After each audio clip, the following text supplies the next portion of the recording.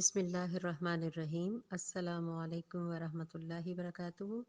آج ہم اسٹڈی کر رہے ہیں نرم حروف کے بارے میں، ٹھیک ہے۔ نرم حروف بیسیکلی کون کون سے ہیں؟ ثا، ذال اور ظا۔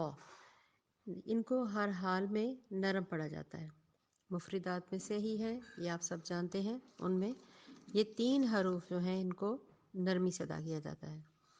بیسیکلی ہمیں یہ معلوم ہونا چاہیے کہ تجوید کے کیا معنی ہے، مطلب کہ جو حروف مفردات ہیں، جو عربک کے مفردات ہیں، حروف تہجی ہیں، ان کو آپ نے عمدہ، اچھے اور حسین ادا سے سنوار کر پڑھنا ہے۔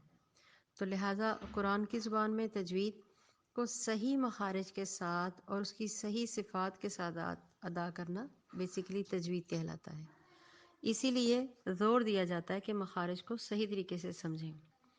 نرم حروف بیسیکلی کون سے، جیسے کہ آپ کے سامنے لکھا ہوا ہے، ثا، زبان کی نوک کے اوپر والے جو دو دانت ہیں، فرنٹ، ہمارے آگے والے فرنٹ دانت، ان کے سرے سے جو ہم زبان کو ہلکا سا ٹچ کرتے ہوئے، ٹکراتے ہوئے جو حروف ادا کریں گے وہ یہ تین حروف ہیں، ذا، ذال، ثا۔ ان تینوں حروف کو نرم حروف کہتے ہیں کیونکہ نرمی سے ادا پڑھنا جاتا ہے۔ لیکن نرمی سے ادا کرتے ہوئے یہ نہ ہو کہ ہم یہاں پہ سیٹی کی آواز بالکل نہیں آنی چاہیے، ٹھیک ہے۔ جو ذا ہے نا، من الظالی، یہ ظالمین ہے، یہاں یہ پڑھتے ہیں سبحان ربی العظیم، اس کو تھوڑا سا موٹا مطلب پر کر کے پڑھنا ہے۔ لیکن ایسا نہیں ہے کہ ہم اس کو یہ کہیں کہ اس کو ہم نے ادا کیسے کرنا ہے۔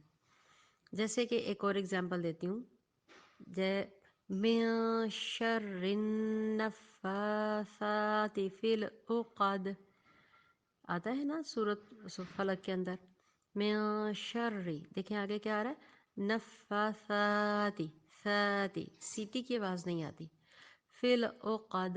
اسی طریقے سے ذال جو ہے، میں اس کی مثال دوں گی، ذال کیسے ادا کرنا ہے، وَلَهُمْ عَذَابٌ عَظِيمٌ، دیکھیں یہاں پہ دونوں ہی لفظ آ گئے ہیں، عظیم نرمی سے اور عذاب، ذاب، زاب نہیں کرنا، ز کی آواز نہیں آنی چاہیے۔